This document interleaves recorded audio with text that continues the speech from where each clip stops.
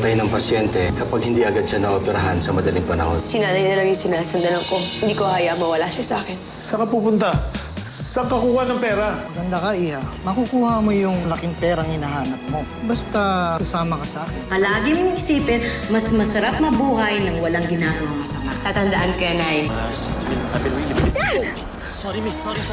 Hindi ko kaya mawala sa akin si Inay. Parang awa mo na, tulungan mo na ako, Marcel. Alam mo naman na isa lang yung gusto ko marinig. Na pumapayag ka doon sa mga kondisyones na gusto kong mangyari. Pumapayag na ako sa gusto mong mangyari. Na magsasama tayo ng dahil sa papel lang. Well, alam ko naman na hindi ka mahihirapan na mapapayag si Angeline. I wanted to tell you this noon pa, bago kayo ikasal. Sinabi na sa akin na sinasadya niya daw na magpabuntis sa'yo para pakasalan mo siya. Inikot ka lang ni Angeline. Marrying her was the biggest mistake I've ever made. Bilis ko nakalaya. Pagkatapos nagkapera ka agad pagpa-opera kay nanay. Anong ibig sabihin nito, Angeline?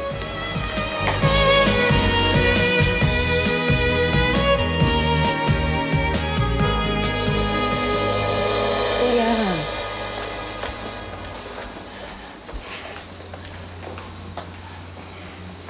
Saan ka kumuha ng panggastos ni inay? Dun sa pamilya ng asawa ko. At ako, hindi ako naniniwalang kakalimutan nila ang traso ko sa kanila. Sabi ko ng totoo, may ginawa ka para mangyari ang lahat ng ito, no? Wala, kuya. Ay ka na, bumalik na tayo kay Angeline, magsabi ka ng totoo. Di ba may sinabi ka sa akin na nung kakulong ako? May hinihiling na kapalit si Marcel. Ano? Pumayag ka ba? Ginipit ka ba niya? Kuya, wala naman akong choice eh. Anong ginagawa mo sa sarili mo, Angeline? Kung gaganunin ka niya lang ng habang buhay, edi umuwi ka na lang sa bahay natin. Kuya, hindi ko iiwanan si Marcel. At anong gagawin mo? Habang buhay ka magpapakagaga? At aalipinin ni Marcel? At ang buong pamilya niya? Habang nakikipagharutan siya sa kabit niya, sa mismong harapan mo. Pwede ba, Angeline, huwag ka magpakagaga? Kuya, gaga na kung gaga. Pero mahal ko si Marcel. Hindi ko siya kayang talikuran. Hindi ka niya dapat ginipit ng ganun. Kuya! Kuya! Kuya, saan ka pupunta?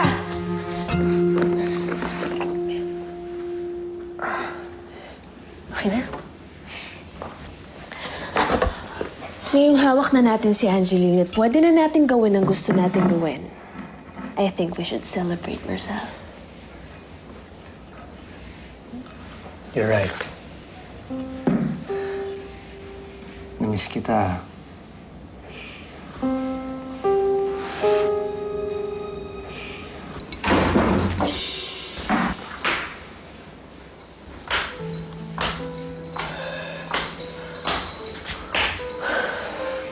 Akala ko ba tinuruan ka na ni Angeline na kumatok muna bago pumasok sa kwarto ng iba? Pasensya ka na, Marcel. Kasi wala si Angeline. So, nakawala din yung manners ko. Eh, kasi naman, bakit ba naman itong babae mo ang fish na ito yung nandito? Baka tuloy ng rumulan sa lansa. Tia Madel, pwede ba lumabas ka muna? Ha? Away? Away.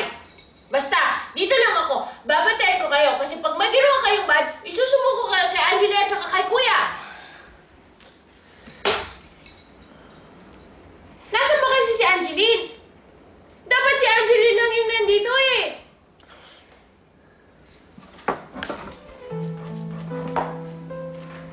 Bakit?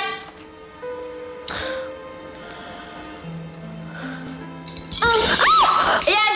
Maligo ka! Lumawan! Fish ka, di ba? Hey! Tia Madel! Marcel! Baliw talaga yung buwisit! Kuya, ano ba itong gagawin mo? May mapahamak na naman dahil kay Marcel. Kaya bago ako mabulok sa bilangguan, makita ko mo naghihirap yung asawa mo. Sandali, kuya. Hindi pa lubusang magaling si Inay. Gusto mo atakin na naman siya? Pag nalaman niya to? Kuya! Kuya! Kuya! Kuya! Angeline!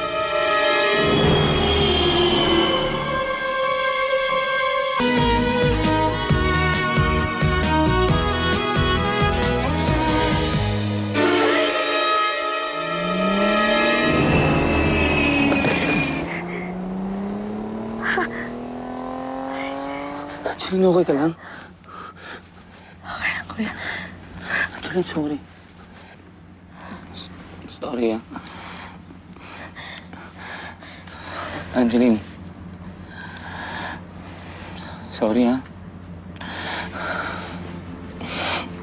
Nagawa akong gipitin ni Marcel dahil sa katarantaduhan ko. Alam mo, hindi ko mapapatawad yung sarili ko. Hindi ko mapapatawad yung sarili ko! Kuya! Hindi ko mapapatawad. Kuya! Kuya! Tama na! Kuya! Kuya! Kuya! Huwag mo na sisihin yung sarili mo. Walang mahalaga sa akin kundi kayo ni Inay. Ang makalaya ka at gumaling si Inay. Ayos na ako doon. Tapos gagawin ni Marcel sa'yo. Gagawin niya miserable yung buhay mo. Matalang ikaw, pinaginhawa mo buhay namin. Tapos hindi ka man lang namin matulungan. Tama na, kuya. Tama na. Ayos na ako.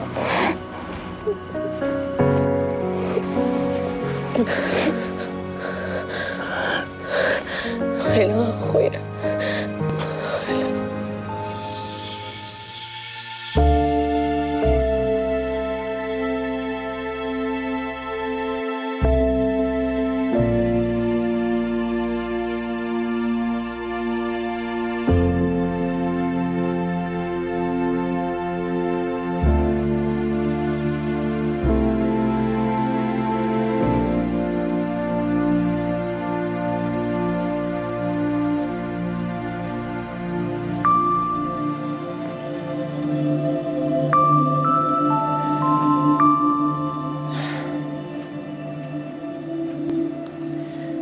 Nagawa ko na yung mga promise ko, ha? Siguro naman, masaya ka na ngayon.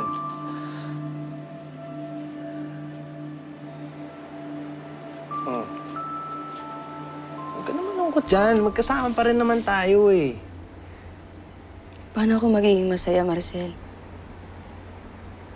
Mawawala sa akin yung asawa ko. Anong dapat ko ipagpasalamat?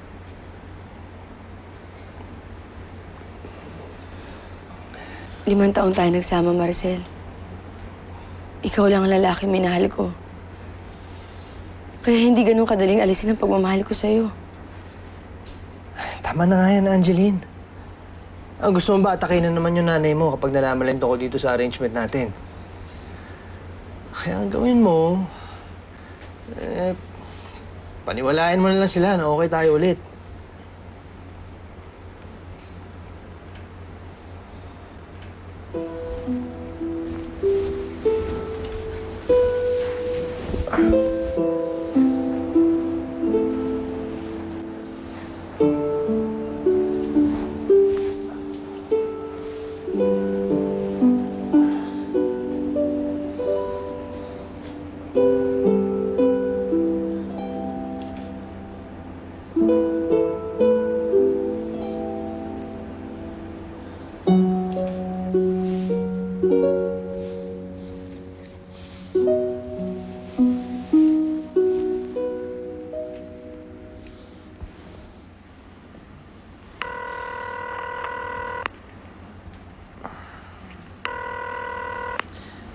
Hello, Heidi.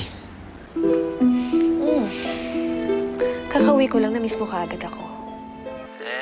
Dito na si Angeline, eh. Pero, simula na nung kasunduan namin,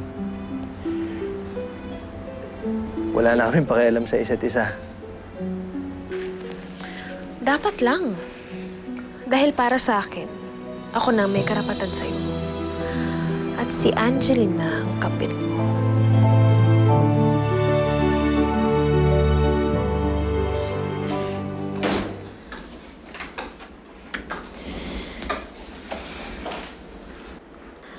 I so admire you, Angeline.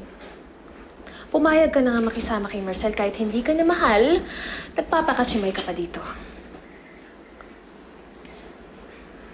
Ano bang kailangan mo sa akin, Heidi? Wala! Gusto lang kitang damayan sa kalagayan mo ngayon. O diba? Saan ka naman nakakita ng kabit na willing damayan ng legal na asawa. But if I were you, hihiwalayan ko na lang si Marcel. Kaysa magmukha akong tanga.